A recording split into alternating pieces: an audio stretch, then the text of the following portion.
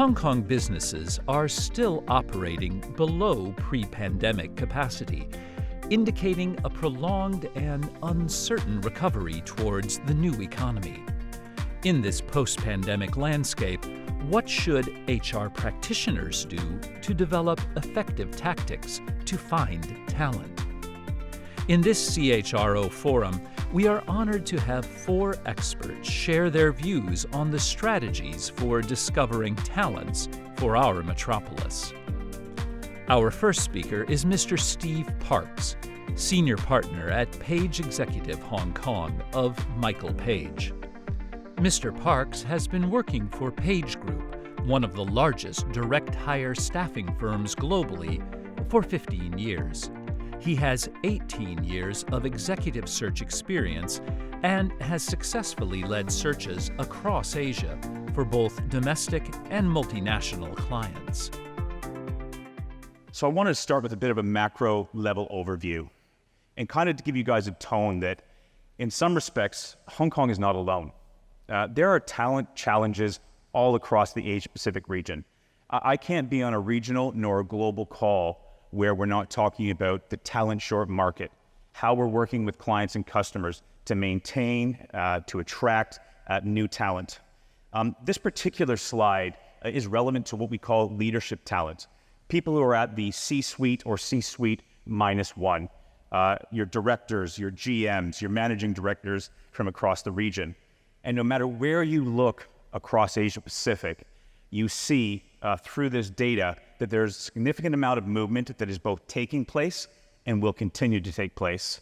71% of the leaders in Hong Kong that were polled for this particular survey suggested they are either on the lookout or will be on the lookout as we move into Q4 and on into 2023.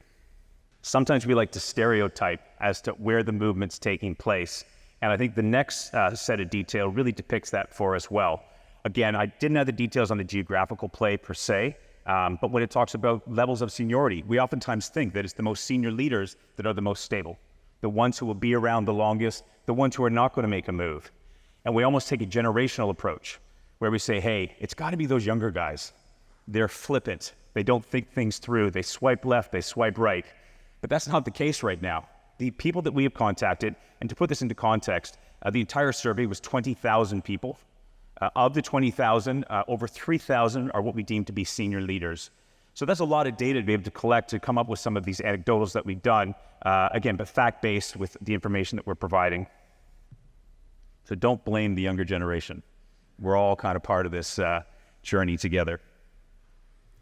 This slide really does address what we're seeing in terms of the talent movement out of Hong Kong and specifically down to Singapore. The movement we're seeing down to Singapore is somewhat untraditional. It's not just the expats that are going down. It's not just other foreign nationals that maybe decided they wanted to make a move. Friends of mine, friends of yours, colleagues, professionals in the market who were born and raised in Hong Kong, educated in Hong Kong, have now decided to move to Singapore. This is very unusual. These are trends that we haven't seen in the past. So this particular slide, especially the one on the left, shows the negative element of movement of talent. So we've had 34 people from Singapore, senior leaders. These are managing directors, C-suite people that have moved from Singapore to Hong Kong. But we've had 182 move the other way. There's a positivity on the China side of things, and I think a lot of that is returning Hong Kongers. I thought this was quite interesting as well. Within the world of recruitment, not so much executive search, but recruitment itself, we rely heavily on what we call inbound traffic. People applying to roles that we're currently recruiting for through all different methods, be it websites, word of mouth, LinkedIn, all different ways of doing it. And I thought for sure, when you compare what I call a bull market, an aggressive market of 2017 and 2018, and then change it to what we've experienced in 2021 and 2022, I thought for sure there'd be a drastic difference between the amount of inbound traffic into Hong Kong in terms of applications. Not the case at all. So what does that lead me to believe? Hong Kong still holds something very important for the talent market. Yeah, maybe it's not today. Maybe some of our challenges that are today might be quite different. But some of those challenges we will overcome. People still look at Hong Kong as a place that has opportunity for careers, for employment. So I thought that was a good depiction. And again, I had the flip side, I had the Singapore side. And again, they're not really seeing that massive input of new talent coming in as well. So again, it gives me that faith and comfort that Hong Kong will rebound and will rebound strong like it did during SARS, like it did during the GFC, and all the other challenges that we faced in the past. This is very particular to the world of leadership, and it's been an evolution that I haven't seen for a long time. And I state here, being a bit cheeky with my statement, but the Western talent or foreign talent is back in vogue in Hong Kong. Over the last rolling 12 months, 22% of all senior leaders that we placed were not from Hong Kong. I will caveat that with every single one had either lived in Hong Kong previously or were currently in Hong Kong, and it was just a visa transfer. What I'm finding is HR practitioners, senior leaders are looking at the shortlist and realizing, yeah, there's a talent drain going elsewhere. So we've got to reevaluate who we're hiring. And in this case, we found real success on bringing people who know Hong Kong. To be frank, they may not speak the language. They may not speak Mandarin either, but they know the market and they can add value. So that's been an interesting shift that I promise you, if you asked me 5 years ago, would you add a Westerner to a shortlist? Really depending on the role, but oftentimes not. It was almost, if you don't have Cantonese, need not apply. So that's been a great evolution, revolution, and I give kudos to the HR community for thinking laterally and realizing that we need to do something different. Good old Singapore. The why. Why are people moving? This is more anecdotal, to be frank, than it is fact-based, but I think it's incredibly logical with what I put here. There continues to be the outflow of regional headquarters to Singapore. Now, this is not new. This is not 2019. This is not COVID. This has been happening for a long time. They've either gone north to Shanghai or they've gone south to Singapore. I almost use the phrase that every time I arrived back in Hong Kong after an expat assignment, Hong Kong had lost a bit of pole position when it came to that multinational community, specifically companies outside of the financial services sector. The ability to travel or inability to travel, as we're dealing with right now from a business perspective, it's almost not an option. So to move to Singapore, move to Seoul, do what you need to do to be on the road to see your talent, your businesses, and your customers. There is a limit of senior leadership roles here. Unless you can fit within a Hong Kong listed company or a family-owned organization in Hong Kong, which again is challenging. Relocation of spouse was big. Disruption of education. I've lived and breathed that for 2 years. I feel you make do, but again, it was an option for some then to relocate. And then I'm going to say this very quickly. I'm going to move on to the next slide. There are concerns. I don't have the answers. I don't have the exact solutions that people are looking for, but I have some ideas. And some of the ideas almost need to be reversed. It's almost companies need to look at themselves and get a better feel for who they are and what they're trying to deliver and figure out, number one, how do we retain talent? And number two, how do we then attract new talent if our current talent is going to leave? So here are the top 5 reasons for planning to resign in 2022. These are senior leaders we've spoken to, and this is the rationale that they've given. 48% said it was for a change in career or industry. So there's logic behind that. That's a tough one to manage internally, especially if you're a kind of a one business or one product organization. 37% were looking for career progression. That's something we've got to be able to address internally. Taking care of our own people, giving them that shot, even if they're not 100% qualified, but give them a chance, mentor them through that transition. Surprisingly, only 32% said they're unhappy about salary. And I think you'll find that is a common trend. Salary is no longer the driving force that it once was. And last but not least, talent attraction. And again, we flipped this around in some respects to almost say, well, what are companies thinking versus what are candidates actually thinking? Companies are thinking the 3-man drivers for people to join the organization, salary being 1, promotional opportunity being 2, and then the company branding. On the flip side, the candidate is thinking it's not that at all. It's the company core values. What do they stand for? What do their products do to the environment? What's the DE&I strategy of the organization? We move on to leadership. Who am I going to be working for? What's their background? What's their career trajectory? What have they done in the company? Do I see myself then working for someone like that? And the last one is, does this company have a sense of purpose? This has been a real transformation. And I think if you want to find a positive in COVID, It's made people reevaluate what's important in life. So in summary, we live in an incredibly challenging world right now, but I truly believe if companies and candidates are willing to reevaluate how they think about things, really find out what's important to them, I think we can fight through this. And it will be a point in time where we're back on the upward trajectory. It's no longer about inflationary issues. We don't have the talent challenges that we have, and we'll be moving forward. Thanks very much. Our second speaker is Ms. Sue Wei. She began her career in the advertising industry in New York and later moved into the recruitment sector in Shanghai, China, where she has spent the last 12 years. Currently, she is the managing director of Hayes Hong Kong SAR, one of the market leaders in recruiting permanent positions, contract roles, and temporary assignments.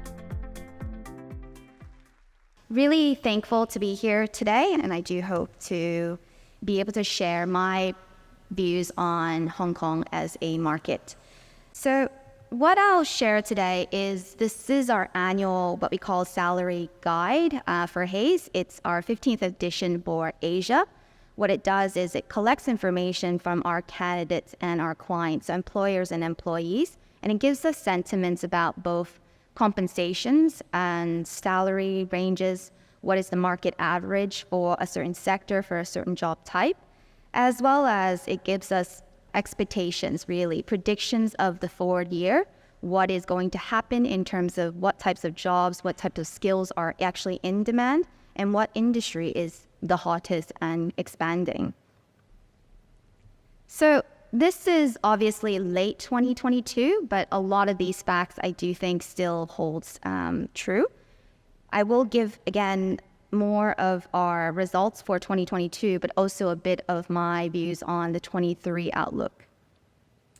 So hiring, clearly we saw for businesses, actually most businesses say there's no hiring freeze in 22 in comparison to last year. Business activities actually increased in 2022, and that may be because of potentially senior relocation of candidates that actually leaves then roles to be filled in Hong Kong by local Hong Kongese. We do also see an increase in permanent staff hiring in 2022. Again, this may also be because companies had hiring freezes in 21, and in 2022, they're making up for those headcounts.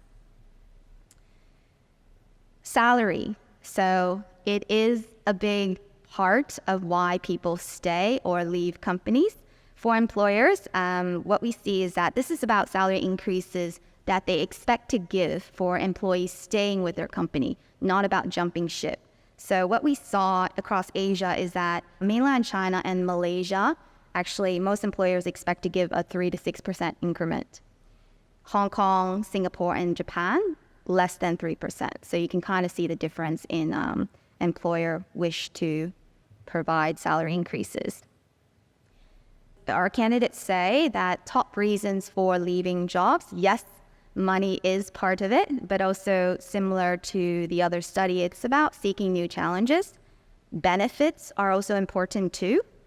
Career progression and work-life balance, which is something we never used to see, but has become increasingly important for employees looking for new roles. For reasons to stay, again, if you pay me well, it looks like 54% of employees may stay. But work-life balance is also a very large portion. Career, flexible working options, and actually also company values and cultures. So whether or not their cultures aligns with yours could actually be a part of reason for staying. Skill shortage, yes, we do see it to persist across Asia.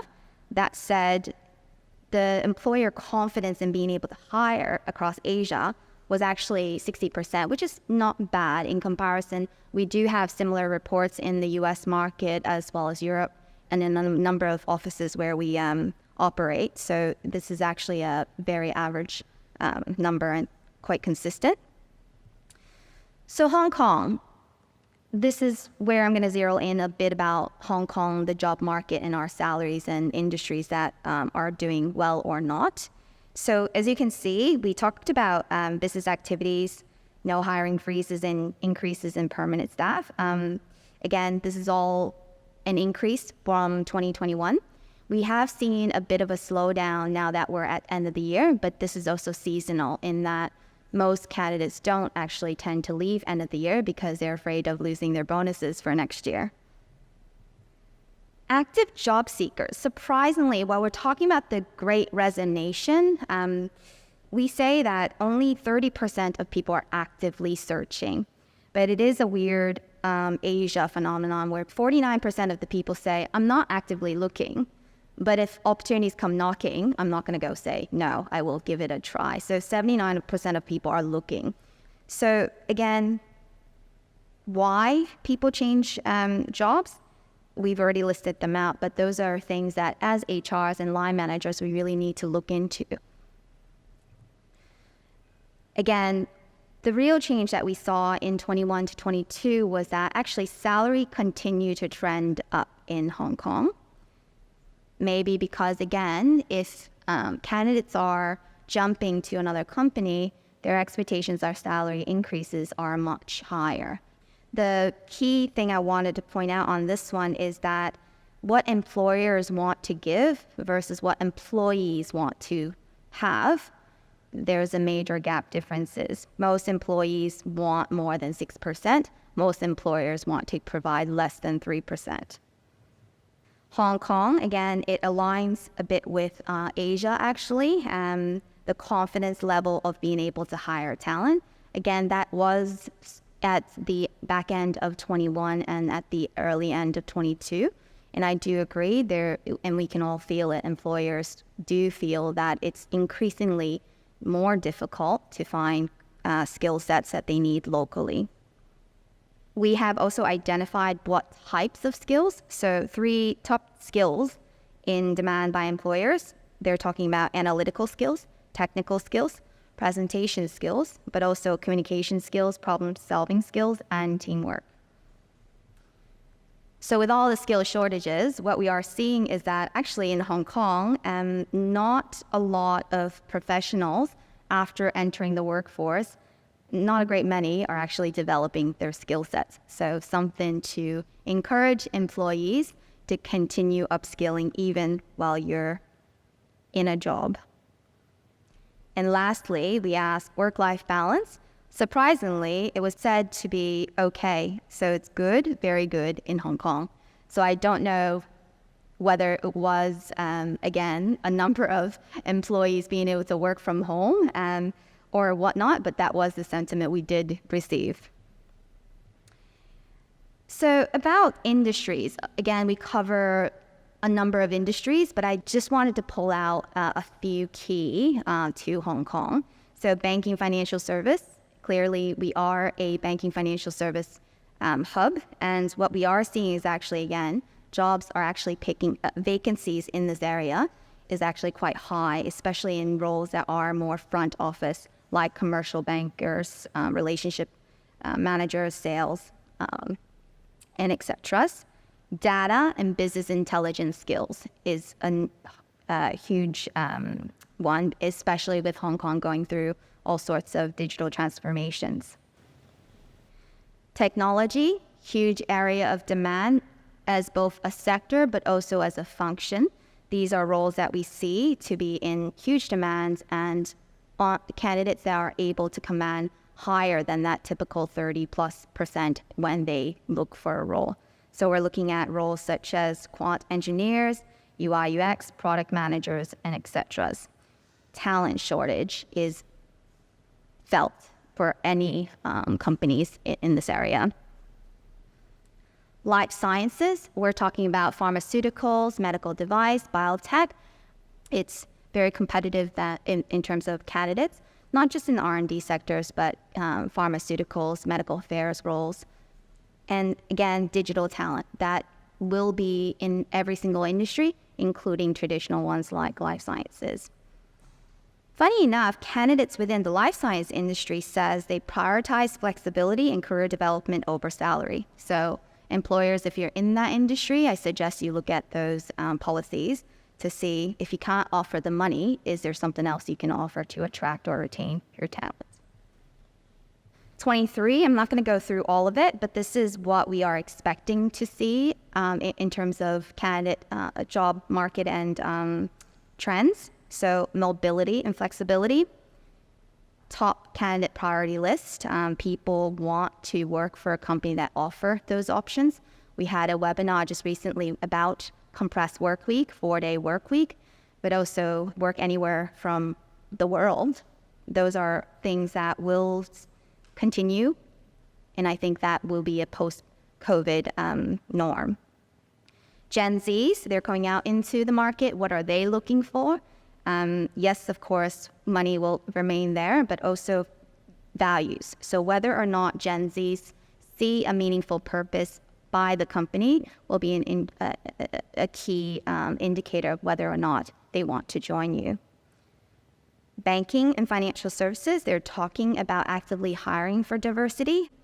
Sustainability, so this is the new and hot job type in the market. Again, governments across the world as well as companies, they're pressuring companies to have this type of department. This is an area that we are starting to see a lot more demand in across banks, consumers, retails, and other traditional sectors.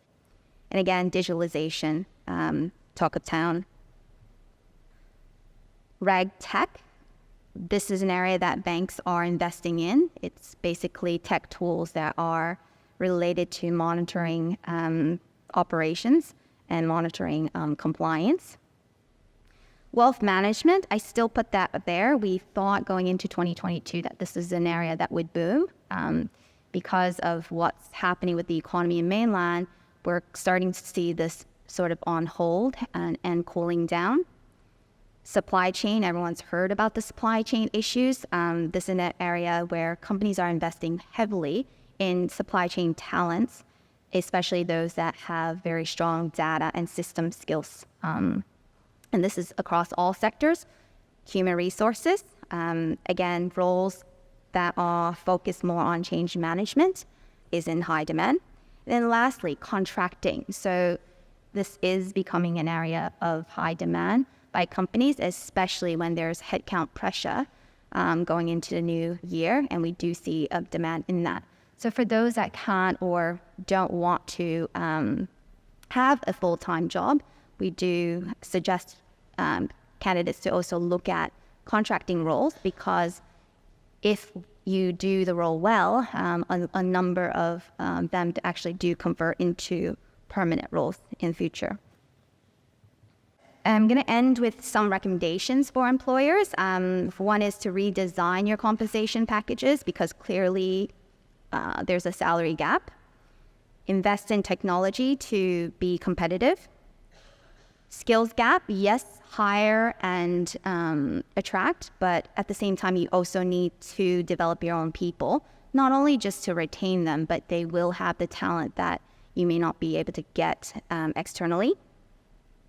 New work models, if you're a company that still does not have some form of optional work from home, this will become a problem and is attached to what we see as the reasons for the Great Resignation. Mobility and seeking talents. So when clients come to us now, they're looking for talent, yes, in Hong Kong, but they're open to candidates usually to come in, which is what we're encouraging our employers to also do as well. Look for talent at the same time. So you can actually look to bring in talent from Singapore, for example, rather than reversely. And encourage internal transfers as well. So people, you're not going to have too many talents in that ESG sustainability space. What you might need to do is actually move people from other countries or departments into these type of roles. Employees, weigh the opportunity, not just the salary. We have a number of situations where candidates move just for a salary, but then job security, whether the role is actually what you interviewed for, is it the right career development, and are you moving too soon? We are seeing, for example, candidates that within a 10-year space, they might have moved 8 times, which short term, they might be able to grow their career quicker, but long term, it's really hurting their profile, and employers will be less interested in hiring someone that is so short term minded. Develop competence. First of all, I think skill set development is very important. As we can see, our Hong Kong professionals are doing not a lot in skills development. But you also have to develop those competencies in the right area. So you need to know what employers are actually looking for. And then lastly, when there's a salary gap, negotiate non-financials. So can you work 4 days a week? Can you work overseas? Can you get better medical insurance? Those are all things that could be part of the package and something that could potentially make your job more satisfying and better work-life balance. So that's it from me. Please follow us on LinkedIn as well as Instagram. Our actual report has all the sectors that I just covered as well as the job functions. So feel free to download that. Thank you.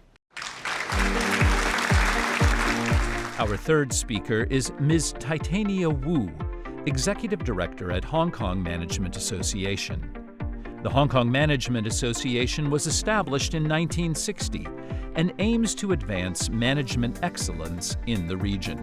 They offer membership, management services, education, and training programs. One of HKMA's priorities has always been to nurture human capital. And as Hong Kong's economy has grown over the years, we have also upgraded and also expanded our education and training offerings. And today, I have to say HKMA is one of the largest providers of management education and training in Hong Kong. And every year we offer over 2,000 different kinds of programs for our business executives in Hong Kong, and for around 50,000 every year. In fact, the programs that are being offered range from workshops, seminars, certificates, diplomas, all the way to even degree programs, from bachelor, master to doctorate levels. And in today's business, in fact, we face tremendous challenges. Well, you name it: pandemic, shifting geopolitics, climate change, rapid changes in technology, changing consumer behavior, and also employees' expectations. So I have to say there are 2 very important factors affecting business today: innovation and sustainability. Many businesses are already practicing innovation and sustainability initiatives. And if you have not yet started, it's never too late, but you must start now, I have to say. And let me show you what the HKMA has been doing in this regard. To promote sustainability, we established the HKMA Global Center for ESG Education and Research, organized the Sustainability Award, as well as our first Sustainability Summit this year. And also to promote business innovation, we rebrand our Academy for Innovation and Management, launch our inaugural HKMA HKT Global Innovation Award. And in fact, just over the past 20 months, I have to say, we have rolled out many innovation and sustainability-related programs and events, well attended by over 5,700 executives. So I mentioned these figures and these initiatives not just to promote HKMA. In fact, I just want to emphasize that to build new age talent for the new Hong Kong economy, all of us, if you care about Hong Kong, need to work together. As we all know, Hong Kong's population and labor force has been declining. Of course, the situation is compounded by the very aggressive immigration scheme from UK, Australia, or Canada. And then it's very important that we must work together to build the Hong Kong's talent pool. Otherwise, we are just playing a zero-sum game, competing amongst each other. HKMA offers a very unique platform for collaboration, and I invite you all to engage with HKMA. So I'm not sure whether there are students here today. If you are here, I just want to invite you to join our student membership. Start getting involved now. Let's move on to the more specific strategies that what your organization can do and how you can attract and retain your talent. So what is the purpose of your company? To make money, of course, right? But is making money enough? So today we all know about that the single-minded pursuit of profit has led to the degradation of the environment. And that putting profit above purpose is no longer sustainable. In 2019, 181 CEOs of top corporations signed a statement in the US Business Roundtable. So a corporation exists for the benefits, not just for the shareholders, but for the stakeholders, including your customers, your employees, your suppliers, your communities, and of course, your shareholders. So, and closer, in 2020, more than 3,000 world leaders signed a manifesto at the Davos World Economic Forum, urging business to act as a steward of environmental universe for future generations. So very obviously across the world, businesses concluding that a greater purpose beyond profit is attractive to both consumers and employees. While this tidal wave of change is transforming the way we do business, the competition for talent is heating up, as just shared by our speakers before. And in Hong Kong, the challenge to recruit and retain talent is especially acute. So let me show you what we can do to turn this perfect storm into perfect opportunity. HKMA recently conducted a survey with over 300 top corporations in Hong Kong, and the results show that majority, talking about 83%, want to develop their company as purpose-driven. And in fact, by 2021, 73% told us that they already had a purpose statement in place. Last year, HKMA partnered with Social Ventures Hong Kong and launched a groundbreaking platform called Business with Purpose. In our inaugural year, we have 15 founding companies signed and declared their commitment to embed purpose into their business strategies and operations. And this year, we are very happy to have another 16 companies joining us. And we expect more will join in the coming years. So what exactly is purpose? Let's take a closer look. You will see how these 7 ways can help you attract and retain your talent. Firstly, P is for purpose in action, prioritizing purpose in your business strategies. So what do you think talented people want? Yes, of course, we all want good jobs, good pay, so salary is still very important. But nowadays, I think we have to think more than that. Talented people want jobs that are meaningful to them. In a US study recently, it showed that 83% of the millennials would be more loyal to a company if they can help them to contribute to the environment and society. Establish a purpose statement that aligns your company's values and resonate with your target talent group is very important. But don't just hang this purpose statement on the wall. You have to genuinely act on it. Talented people have the smarts to choose and make sure they will choose your organization. Second is about you.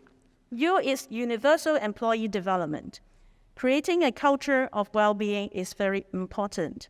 So take a moment and think about your company's culture. Do your people feel valued? Do you have effective channels for open communications? Do they have the opportunities to grow personally and professionally? And do you have very good DEI policies, diversity, equity, and inclusion, that reinforce an inclusive culture? Today's workplace is all about empowerment. Talented people want to contribute, and they enjoy working as part of a team. And then if you let them participate in decision-making, let them learn and grow together with the organizations, you will win their loyalty. R is for responsible investing. So align resources as a responsible corporate citizen. So talented people want to work for companies that invest in the community. Reimagine talents as your most powerful ambassadors to demonstrate corporate responsibility. Rethink your CSR program. Go beyond those just one-off volunteering program. It's time to tailor your program to your staff's talents and their passion. Build deep, meaningful, and lasting partnership with NGOs that promote causes close to your staff's hearts. Make sure that staff feel proud so that they will tell their friends, their families, that their employer helps people and addresses pressing social needs. So to attract talent, you need to have good reputation among your target talent group. P is for planet-friendly practices, creating eco-friendly workplaces and infrastructures. Many global businesses tackling climate change by pledging net zero targets and carbon emission reductions. So definitely our workplace is the perfect place to start. So involve your talent to help design a greener workplace, and then to invite them to join important committees and pilot projects for greener office practices, and give them a chance to work with the senior management, and let them learn how companies can balance business and planet priorities. So do you know which are the top 10 green companies in 2022? Here are the lists. So this level of commitment and action builds trust and with your employees and also your potential employees. So go to O is for operational impact and accountability, exercising good ESG to build trust. So by now, we all know that ESG is no longer an option. And don't wait for the government legislation to comply. So many companies are already doing very well, and then well ahead of legal requirements. So talent people will respect this very much. So make sure your company is ESG aligned. S is for supply chain sustainability, promoting collective actions and partnerships. So you may ask yourself, as your company's product and services go through the supply chain, from the raw materials to production to storage, sales, delivery, transportation, how do your products impact the environment? Do you promote fair labor practices, anti-corruption, social justice? Do you have healthy whistleblowing policies? So these are questions that the talent will ask you, so you really need to be prepared for that. So let me conclude my presentation with ethical consumption. How many of you are moving towards more ethical food and drinks, more ethical personal products, eco-travel? So these are not just popular trends. These are fundamental shifts in consumption behavior all over the world. So the talented people you want, they have already practicing the basic 3 R's: reduce, reuse, and recycle. So you will need to do more to attract them. If you want to be a preferred employer, you need to lead, not to follow. So these 7 ways of doing business with purpose is not easy at all, I have to say. But there are no shortcuts, I'm sorry to say that.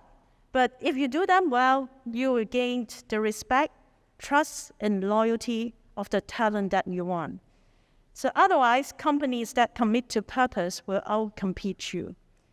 So I'm sure most of us here are HR professionals and managers, and you have a duty to help your organization to succeed.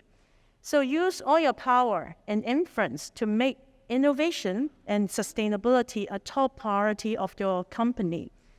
Train and develop your talents in mindset, in attitude, and in skills. HKMA is actively nurturing and growing talents, and I look forward to working with you. And I also want to see you at our next business with purpose signing ceremony. Thank you. Our fourth speaker is Mr. Francis Chan, head of the HR Center of Excellence at SAP. SAP is one of the largest business application software providers in the world. Mr. Chan will focus on the HR technology which helps companies in their HR processes, from recruiting, onboarding, and learning to talent management. Got great sharing from Steve, Sue, and Tatiana on the general social and economic market, talent market. Today's session, I'm going to focus a little bit on nurturing talent and recruiting talent. I'm going to focus on talent acquisition or recruiting technologies. I'm going to talk a little bit about traditional, what we call applicant tracking system or recruiting solutions, what it typically does.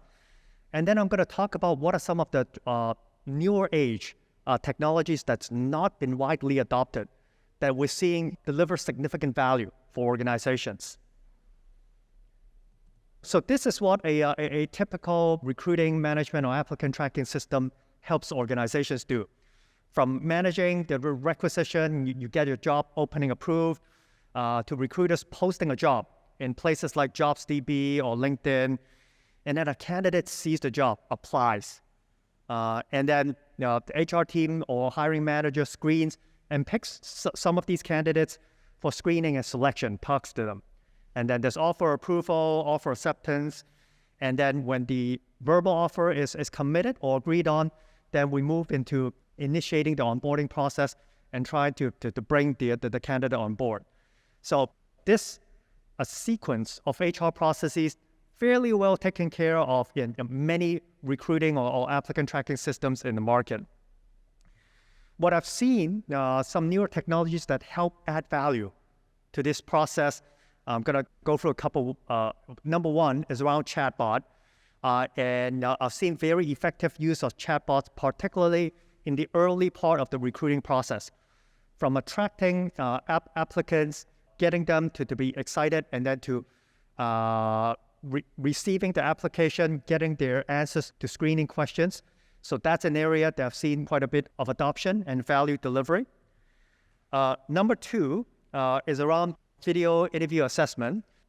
We've likely been in-person interview, and some of us may have actually taped or recorded a video segment ourselves to submit to the prospective employer. So I'm going to talk a little bit about how some interesting technologies helps in this space. Last but not least, I want to talk a little bit about what we still see as an area of opportunity and value realization.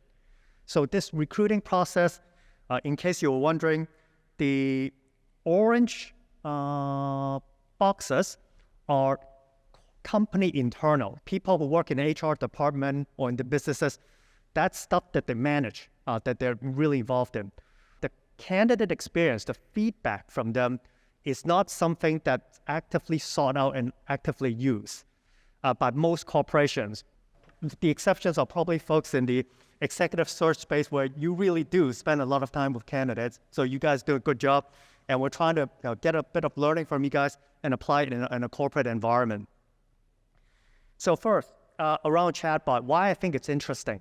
Because it's a 24/7 ambassador of the company, and what do I really mean? Because chatbots are available, can be made available on any website or recruiting site. Most of you probably have seen that in any website that you go to, there are a lot of times where you see talk to somebody. It could be a commercial website or online banking, but the same technology can be used in career sites. It can answer questions that candidates may have around the company culture, the benefits, what type of jobs are open.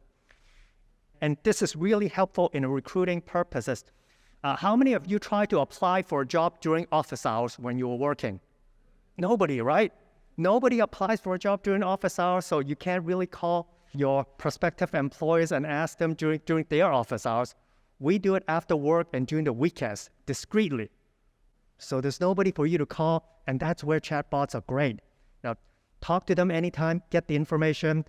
There are some chatbots that's smart enough to actually, after a couple of conversations, recommend some jobs that you may be interested in, whether it's in your field, in the geographical area that you're looking for, or maybe something that surprises you because it figured out your interests and skill sets. And now chatbots can also help organizations process and collect screening questions. And first one is probably, do you agree with the data privacy statement? So that's something that's really important in HR and organizations these days. And once you get past that, ask you about your background, your experience, job-specific information. Many chatbots also help capture audio and video as well. So it helps save significant recruiting time. And there are also technologies that help very quickly shortlist candidates depending on what we call qualifying questions. If you're searching for a driver and you ask the candidate whether you've got a valid driver's license and the person says no, then that's a disqualifying question. Or sometimes when you're looking for a customer service representative and you're looking for somebody experienced, if that person says 0 to 3 years, maybe you want to quickly disqualify it. This helps particularly with volume recruiting. It really helps organizations very quickly narrow down good candidates so that the recruiting team can actually call and contact the candidate and then proceed further. Second type of technology is video interview assessment. So very similar to chatbot, this is also available all the time. For the folks who've done this, you may have some experience either recording yourself doing a script or working with an application that asks you a series of questions.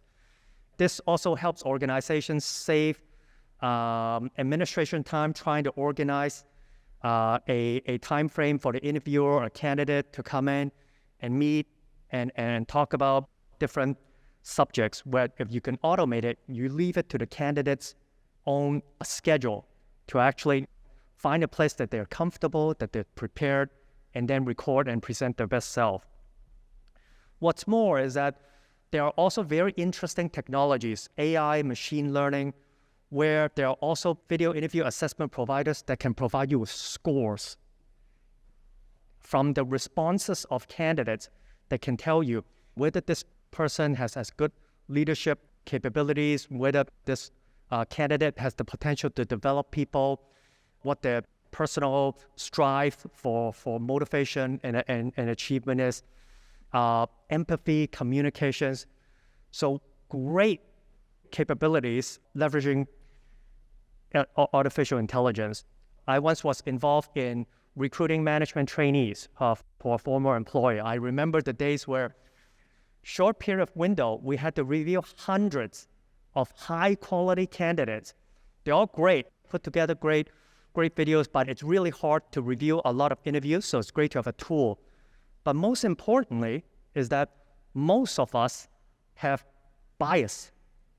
Sometimes it's conscious, sometimes it's subconscious, where you just look, there are certain qualities or features, be it physical or with your voice, that you don't know exist. So this is where, as an HR or as a business leader, we really want to avoid, because we really want to attract the best talent for the job. So this particular tool that I've listed today, they have some very interesting technologies that could remove these type of bias. The bias can be of age, gender, religion related. So this in addition to helping with the administration efforts of recruiting talent, there's also extra benefit for the organization that you can conduct a de-biased selection process. So next on the list, I'm going to switch gears a little bit. And this is a recruitment process. I showed this in an earlier slide. This is an internal looking process where organizations look at a recruiting funnel. How many people saw a job ad, how many people applied, you screen, you interview, and you offer. This is very typical recruiting funnel. But if you switch the context, it's the same funnel, but we can look at it from a candidate's perspective. The candidate looks at a career site, looks at a job posting, and investigates, thinks about it. He or she applies, evaluates, as the hiring manager or hiring team or the recruiter talks to him or her, there's a screening, but the candidate is also evaluating the opportunity, evaluating the organization. Similarly, with the interviews, it's a two-way street. There's the selection, the selection on both sides, the company selecting you, and the candidate is also selecting the company. Last but not least, there's offer. So when we look at this recruiting funnel, we call the operational data, how many people are in each part of the funnel and what's the conversion rate?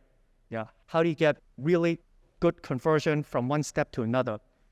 And the other thing is how fast can we move forward from job posting to hire? We call that time to fill. That's a very typical HR KPI.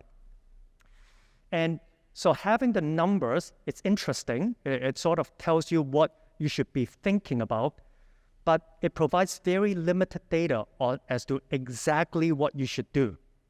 You know you need to maybe convert better from investigate to apply or from interview to offer acceptance. But if you just look at numbers, you really don't know what to do. So this is where candidate experience management comes in, where the best practice is actually go and ask candidates their feedback along every step of the journey so that you know what's working, what's not working, and you know what to tune. And at each step of the way, there are certain things that you want to know, whether you're doing well or whether there's opportunity for improvement, whether you're properly communicating your purpose on your website or in the job description, whether you're correctly describing your employer brand, whether the job application is appealing one, whether it's got video and audio components, whether it's encouraging candidates to apply, how do candidates perceive the job ad, does it encourage them to apply? And for screening and for dialogue, there are also metrics around, hey, are certain screening questions relevant or useful? Or for those of you more in management, you can also look at whether the recruiting process is effective, whether there are certain interviews that actually don't add value to whether you extend an offer or not to a candidate. So there are a lot of information that you can look at from the recruiting process, but particularly from the candidate's reply, that you know what to tune and how to tune. So this is where we talk about we want to combine operational data, the transactions, with experience data, what the candidate actually tells you.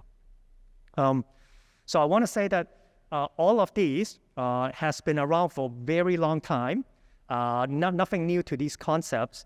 And some companies actually conduct these candidate experience surveys. Somebody from the recruiting team knows an interview has happened. They follow up with an email. Sometimes that's automated, and that's great. But there are actually more intelligent solutions out there in the market where getting candidate feedback is directly incorporated into the application process, so that the moment after the candidate submits a job application, there's a box that says, can you share with us your experience of applying to this job? So in that case, memory is really fresh and you get good feedback from the candidate. And it's similar for different parts of the recruiting or folks in internal. We have similar solutions for other parts of talent management processes as well. So the takeaway is do it in an old-fashioned manual way, but if you want to look for a solution, there are solutions out there to help you. So thank you for listening.